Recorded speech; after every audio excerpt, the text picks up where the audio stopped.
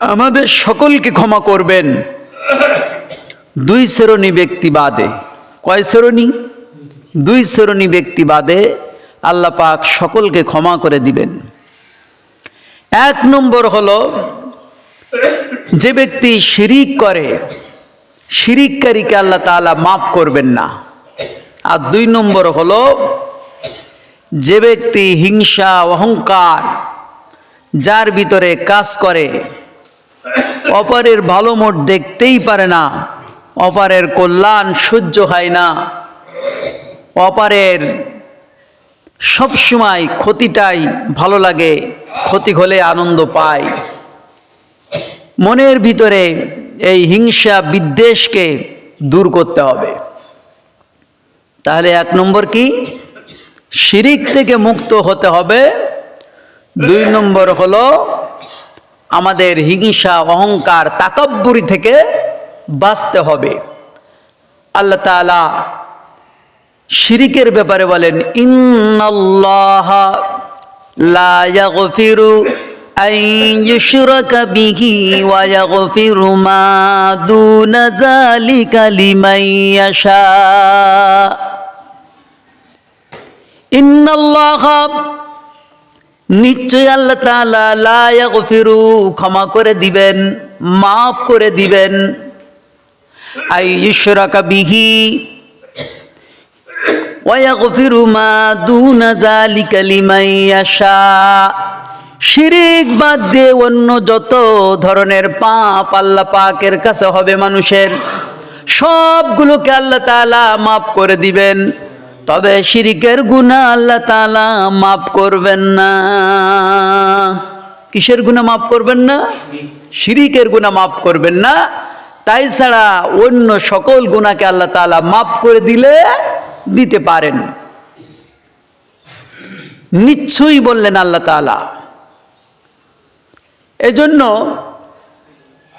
নবীকে বলেছেন, লা ইন আশরাকতা, ইয়া রাসূলুল্লাহ আপনিও যদি শিরিক করেন আপনাকেও মাফ করা কি হবে না। ওয়ালাউ আশরাকু, যদি তোমরা কেউ শিরিক করো, লাহাবিতা আমালুহুম, তাহলে তোমাদের সকল গুনাহকে শেষ করে দেওয়া হবে। এই জন্য শিরিক হলো মস্ত বড় গুনাহ। শিরিক কেমন গুনাহ? সব থেকে বড় গুনার নাম হলো শিরিকের গুনাহ।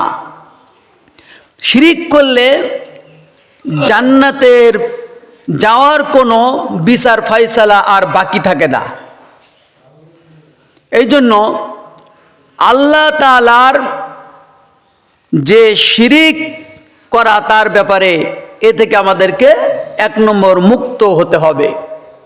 আমি অনেক সময় উপমা দিতে গিয়ে বলি যে আপনারা এখানে আসেন, বাড়ি গিয়ে দেখলেন বিবাহিত স্ত্রী এক পর্যায়ে আপনি যখন কালেমা পড়েছেন, তার সাথে যখন আপনি কবুল পড়েছেন, তখন এই স্ত্রী অন্য কেউ গ্রহণ কি করতে পারবে না।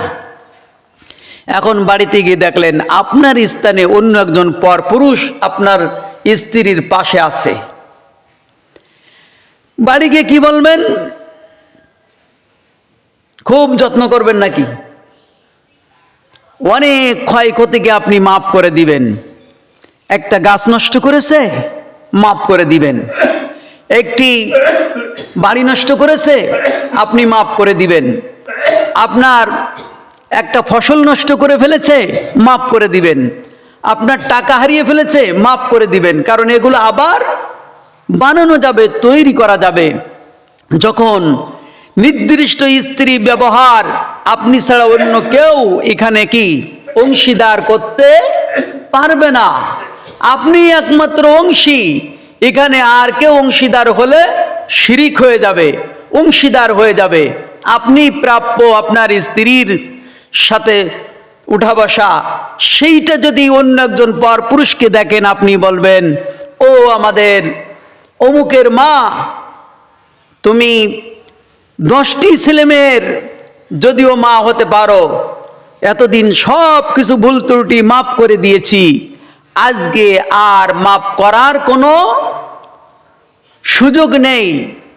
কারণ তুমি আমার মূল স্তরে অন্যকে অংশীদার বানিয়েছ। এখন আমার যেখানে অংশীদার আমি একা, সেখানে অন্যকে তুমি অংশী বানানোর কারণে তুমি যে কাজটি করেছো এটা মাপের যোগ্য না।